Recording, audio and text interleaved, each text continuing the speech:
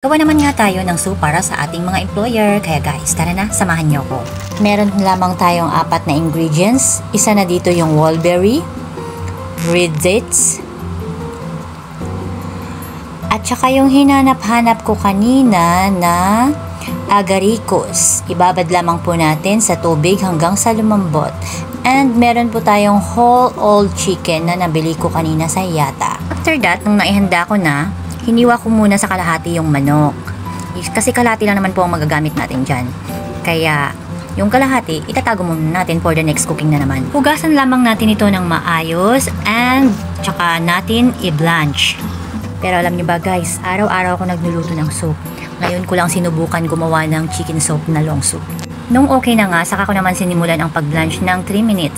And after that, saka ko naman hinanda yung talagang magiging main soup niya.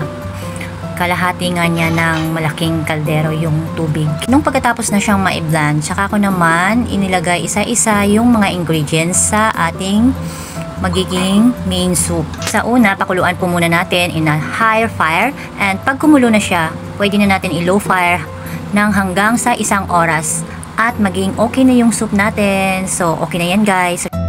Ready to serve na yan guys. Thanks for watching!